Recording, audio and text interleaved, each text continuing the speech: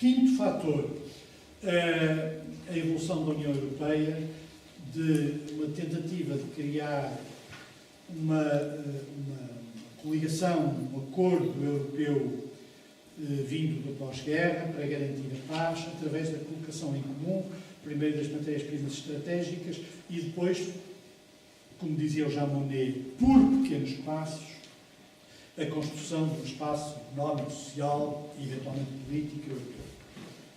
Porquê é que era por pequenos passos?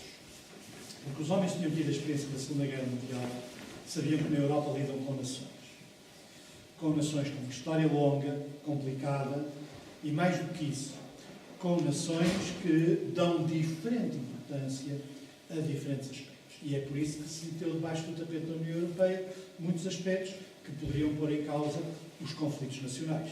Gibraltar, para mim mais longe, mas há dezenas de conflitos deste género na Europa que foram colocados debaixo do tapete, entre os gregos e os turcos, entre os moldovos de um lado e do outro, entre os lituanos e os letões e as minorias russas, entre os polacos de origem alemã e a maioria dos polacos, até na Pacífica, Alsácia e Lorena, que a gente nunca pensa quando fala destes conflitos.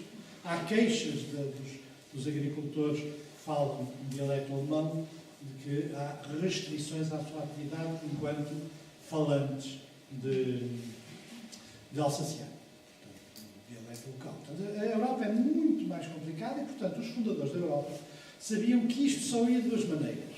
Primeiro, toda a gente tinha que ser igual. E a Constituição Europeia foi feita dando um estatuto de igualdade ao Luxemburgo e à Alemanha. Claro que o Luxemburgo sabe que não é igual à Alemanha. E os alemães sabem que não são iguais ao Luxemburgo. Mas o facto de virtualmente todos os Estados poderem, em última instância, exercer um direito de veto, que aliás praticamente nunca ninguém utilizou, criava uma igualdade de facto. Este processo começou a desmoronar-se depois da queda do muro de Berlim. Começou a desmoronar-se porque começou a haver um retorno a uma institucionalização das diferenças entre as nações. O Tratado de Nice é mais interessante dos tratados europeus. É aquele que menos se fala. Porque eles passam a noite inteira a discutir quantos votos têm. Os belgas queriam ter mais votos que os holandeses, ou ao contrário, agora não me recordo. Os alemães queriam ter mais votos que os franceses. E depois toda aquela complexa arquitetura para fazer com que os países do centro e do leste da Europa entrassem diminuídos. Entrassem, mas diminuídos. Para que os agricultores polacos não recebessem o mesmo por comparação com os agricultores franceses. E a partir desse momento, toda a Constituição Europeia se tornou não democrática. A primeira resposta a este processo foi uma espécie de olimpiadismo, acreditava-se que tudo tinha acabado com a queda do muro de Berlim, e depois, subitamente, quando se aperceberam o custo que a Alemanha de Leste teve que pagar para integrar a RDA, começaram a fazer as contas e verificaram que não podiam dar ao leste, e aí acabou a política de coesão. A política de coesão tem sentido na Constituição Europeia. Uma Constituição Europeia sem política de coesão não funciona. E a partir daí começou um ascenso de um diretório, primeiro franco-alemão, e hoje, não sei como é que se diz, um mini-diretório, mas são só os alemães.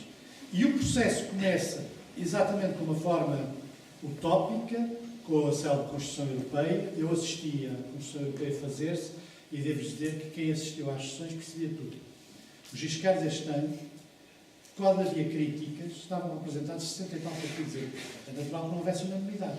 Não houve uma única votação. O sistema era um sistema consensual. Não há votações na criação da Constituição Europeia. Quando não queria ouvir, desligava os microfones.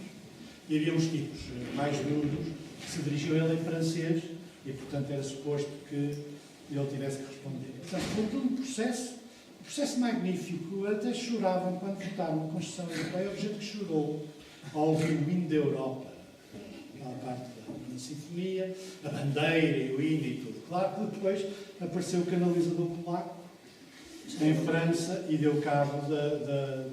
E a partir daí, ninguém mais arriscou para votos no documento europeu.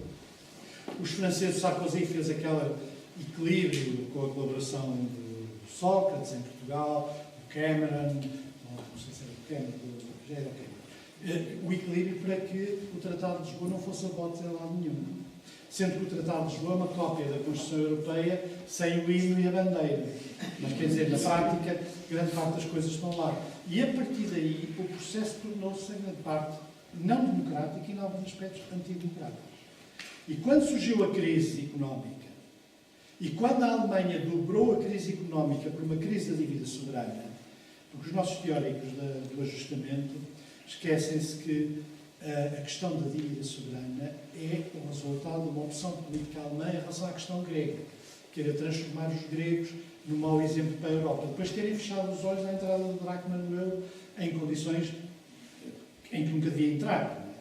E a partir daí é que surge, quando a obrigação dos historiadores, dos entomólogos que são historiadores, é pôr as coisas nas suas datas.